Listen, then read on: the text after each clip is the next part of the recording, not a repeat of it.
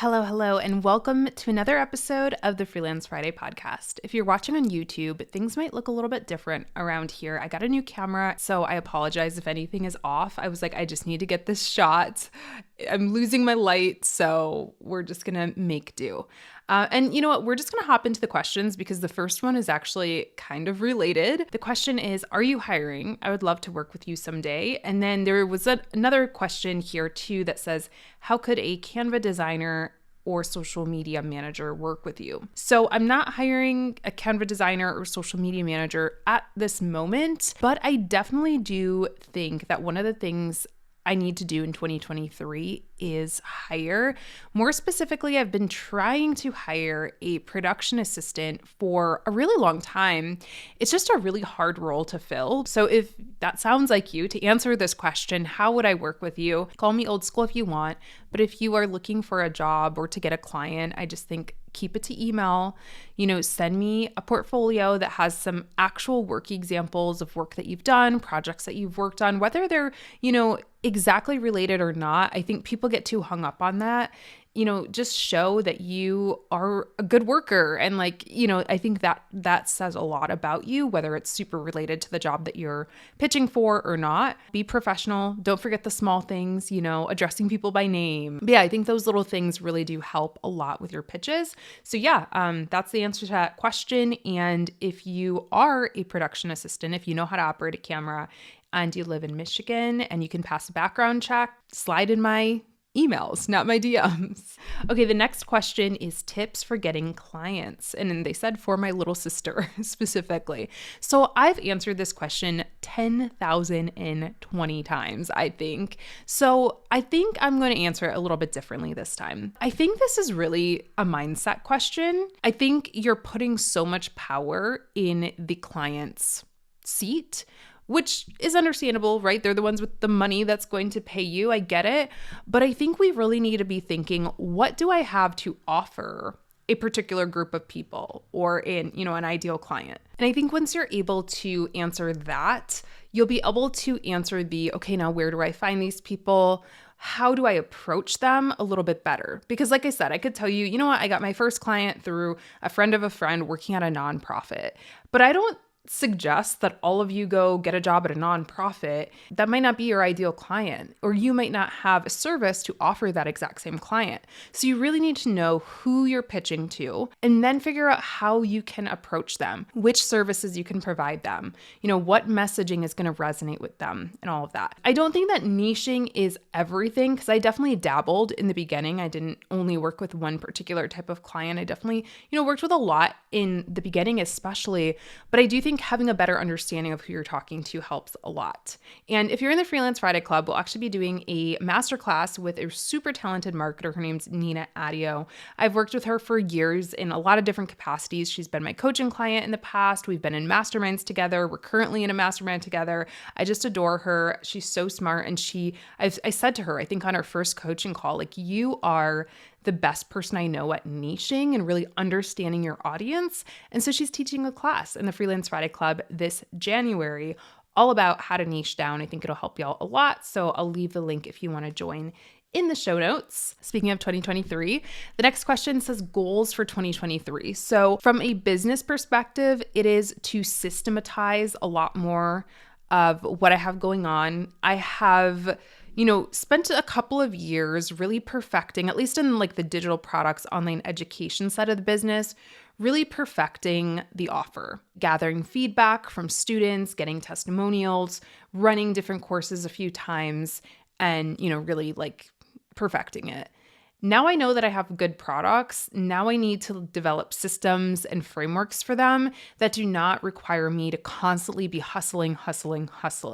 So I do have some ideas. I don't want to bore you with all the nitty gritty of that, but I am working on some things that I think are really going to help. Also kind of on the business side, but kind of on the personal side too. I just want to be a little bit more gentle with myself in a lot of ways. Again, I think that comes down to hiring. I do need to get a little bit of help around here. I have been fully by myself, more or less, with the help of a few freelancers here and there for the past 6 months. And I can do it. I did do it. I crushed it. I'm proud of myself, but I don't have to do it alone. Just being real, I had my trust kind of hurt last year. This isn't just about one person, it's about multiple people actually.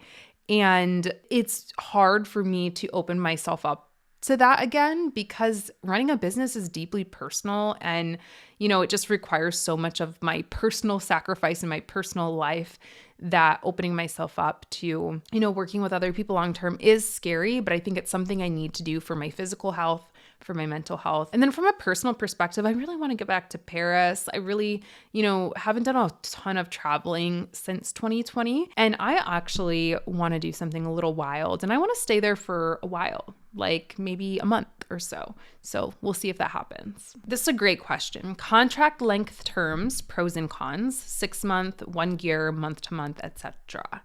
I don't know why I say etc. so weird. Okay, I love this question. There are pros and cons to long contracts. There are pros and cons to short contracts. And I think it depends on where you're at in your business at that time.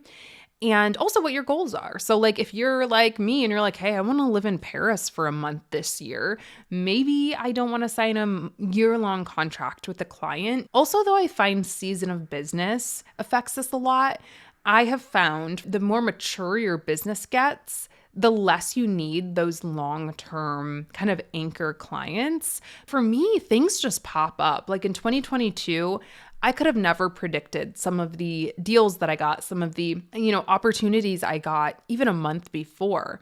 They kind of came out of nowhere and they were really great offers. So because of that, I was really lucky that I wasn't locked into any long, drawn out contracts that would have prevented me from doing some of those things and hopping on a plane to shoot a LinkedIn learning course, things like that, for example. So yeah, it does depend. I think take a look at your finances. Obviously, when you're first starting out, signing a client for a year can feel really good because that's kind of the next best thing to that salary that you probably just left from your day job. So I'm never gonna tell people to not pay attention to the money, not listen to the money, right? But you also have to pay attention to how you're feeling. And sometimes I find that long contracts can feel a little bit constricting or prevent you from going after other opportunities, whether they're personal or professional opportunities that you want to go after. What must-have skills should a social media manager have? So I think the big things are going to be creativity. You have to be able to think on your feet, pitch new ideas, stay in tune with what's going on in the social media world in terms of creative new ideas. But I also think you need to be analytical. And sometimes I do see true creatives, like artistes, like the true artists of the world struggle in this role actually, because they are too creative almost, or they're a little too married to their work. And so when they get criticism from a client, for example, or just when you have to start making decisions and start having to analyze that creative work, it can be hard. So I do think, you need to have a balance. Some people are a little, I don't think anybody is like a 50-50 balance, but I think you need to be able to keep them in check a little bit.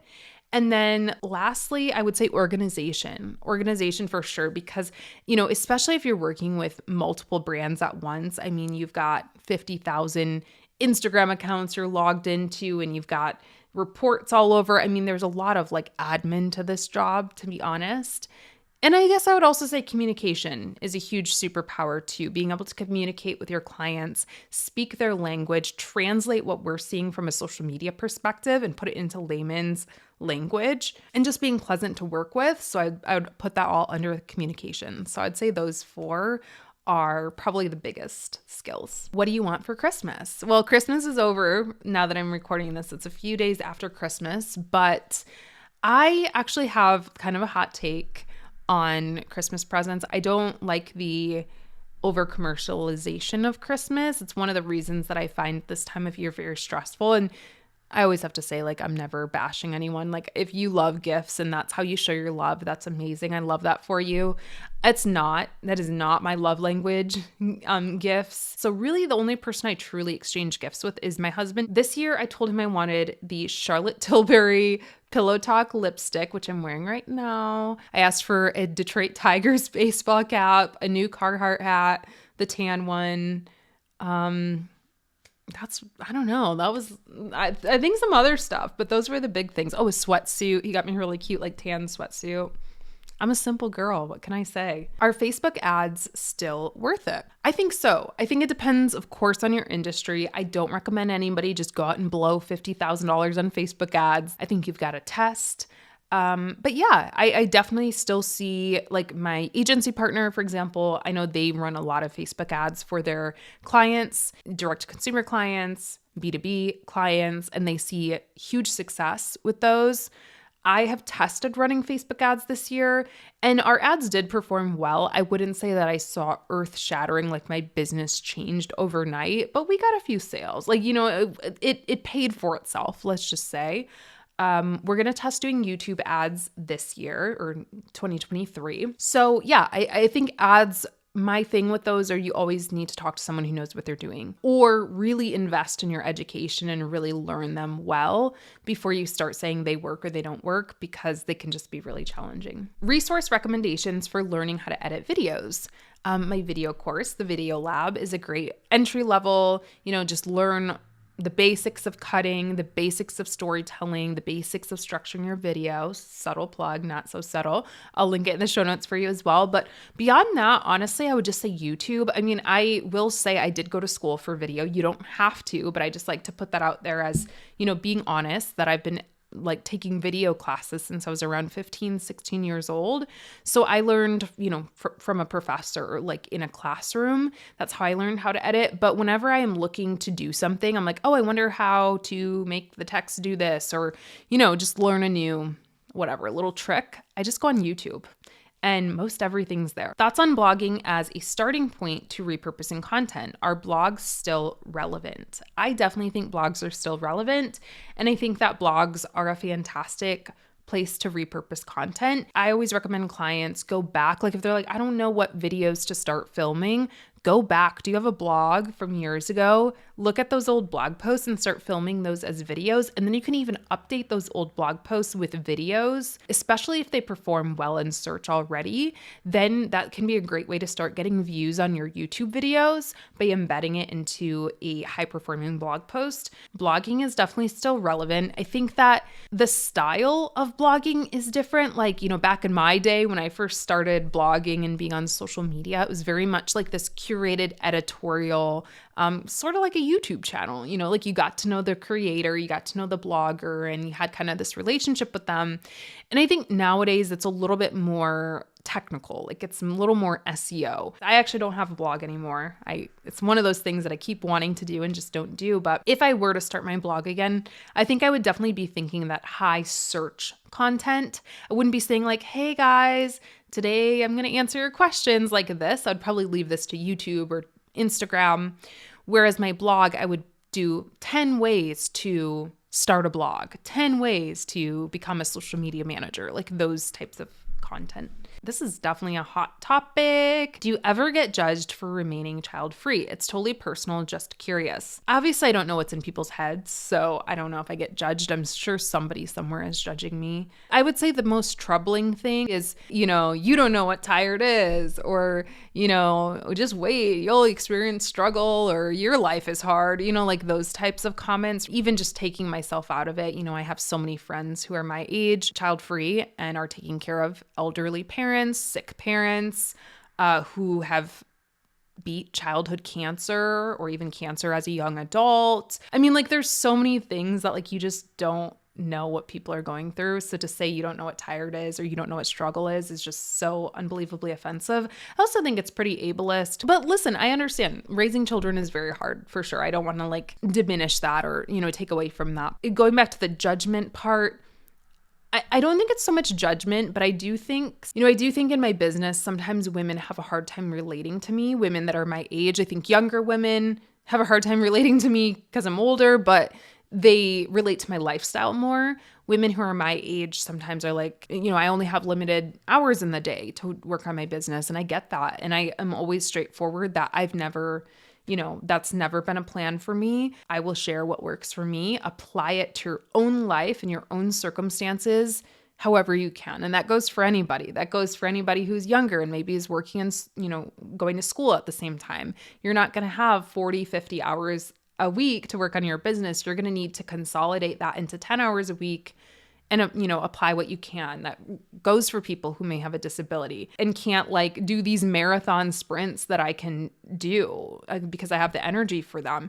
We have to be realistic about what we can and cannot do and what we do and do not have time for. And I think that's just really important in the online space to not compare, but just to take little nibblings of what everyone's sharing and make our own unique recipe. How not to give up, and when do you think you should just let it go? Career. Well, I do think it's important to be realistic with yourself because, I think that persevering, consistency, I talk about those things all the time. Those are huge pieces of business, but you can't do that so long when it's not working. If it's just not working, it's just not working. Give yourself a period of time. If I were going to start a new YouTube channel or something, I might say I'm going to give it 3 months.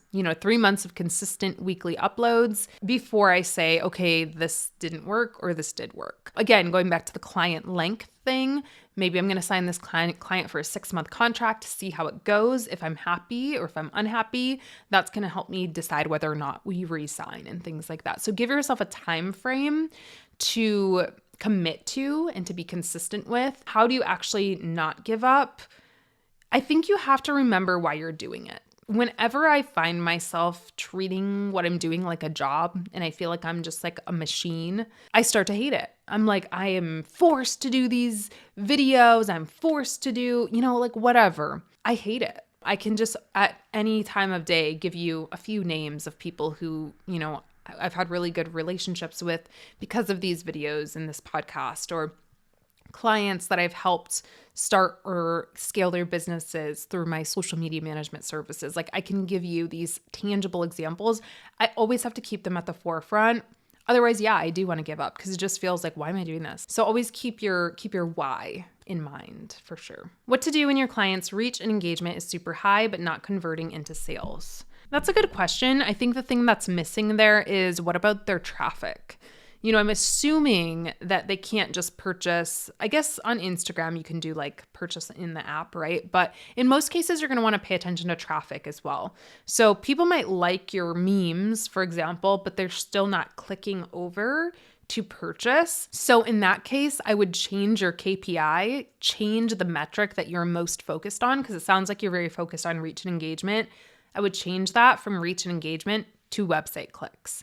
And I would do everything I could to get as many people over to the website. Pay attention to how people who have blogs do it.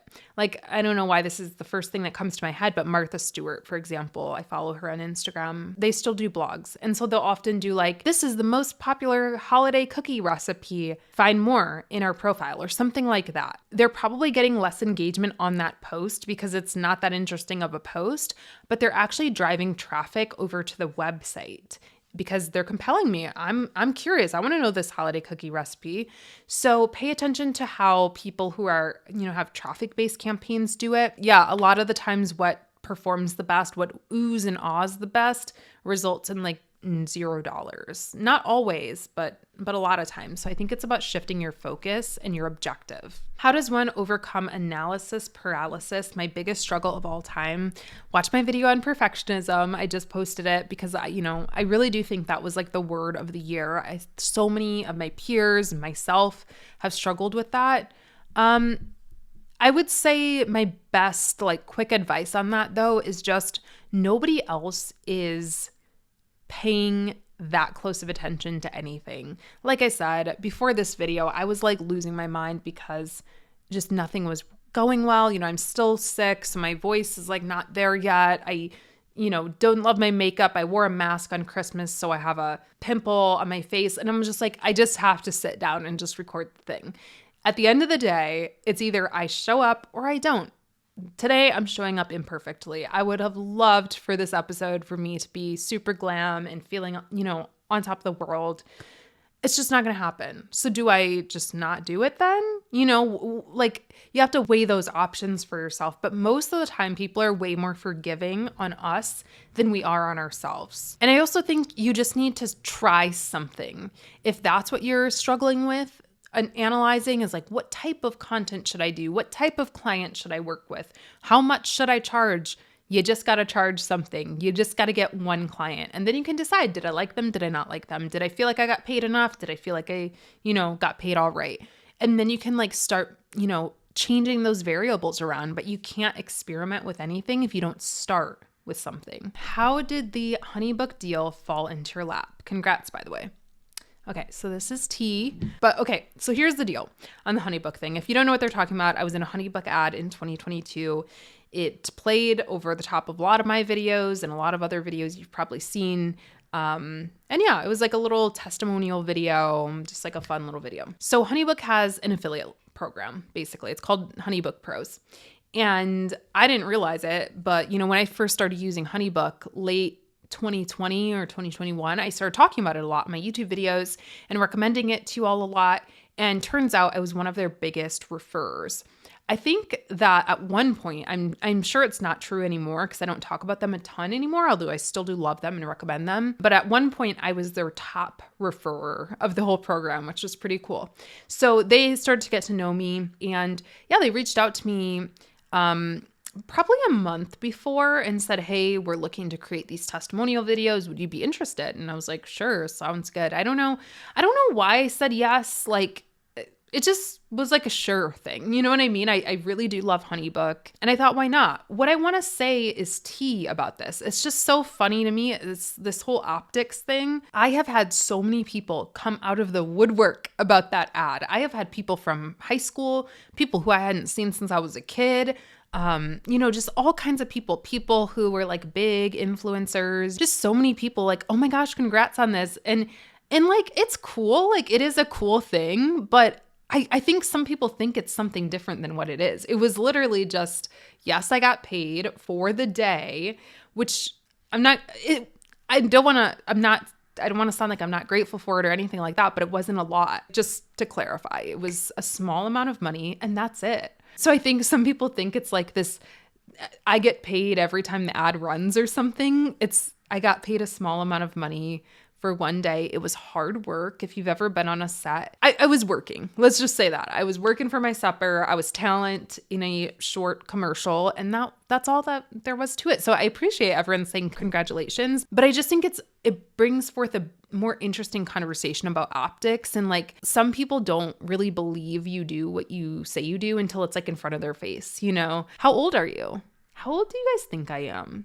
I always like to ask this question because my age range on YouTube just varies, and on the podcast varies so much. I'm delaying so people can write it in the comments before I say it. I'm just really curious. I'm 31, and my 30s have not been my favorite. Everyone told me 30s are best. So far, I loved like 27 through 29 the best, but I still got 8 years of my 30s. So we'll see if maybe 37 through 39 will be my fave. I don't know. Can I enroll in your course even if I'm not residing in the US? Yes, I get this question all the time, and you definitely can. Like, you physically can pay and stuff like that. We accept cards from everywhere, but sometimes people are asking specifically, like, are there geo-specific references? Obviously, anytime I mention money, it's going to be in US dollars. So if I say, hey, this package, is usually between $1,500 and blah, blah, blah, just take your Google fingers and translate that into your local dollars, of course. But beyond that, everything is pretty universal. And I always like to just tell people too, I have had so many international clients. My first long-term social media client was in France. I've had other French clients. I've had clients in every continent except for Antarctica, obviously. I've had a coaching client in Australia. So yeah, I've had clients in Asia, Africa, Europe, North America. No, not South America. I haven't had a South American client, but you get the deal. A lot of continents. So, I've worked with clients all over. So all the principles and things like that I teach in my courses are pretty universal. And if you join the Freelance Friday Club or the Accelerator, anything that's like a group environment, I always have a very diverse group of people in there. We've got members who are from, all over the world. So that's always helpful to know too, that you're not going to be the only one. Thank you so much for tuning in today to this episode. I really hope this was interesting and helpful. If you have any questions that you want to be included in a future Q&A, you can leave them in the questions on Spotify or in the comments on YouTube. If you're on Apple Podcasts and you want to leave me a review, that would be so, so helpful. I hope you all have the most beautiful New Year's Eve. I hope nothing but good things for you. You all bring me such joy every Friday when I open up my DMs and I see an episode has resonated with you or you've taken something away from it. And just every day that I talk to you, you really mean a lot to me. So I'm wishing you all the best health, happiness, and I will talk to you in my next episode. Bye.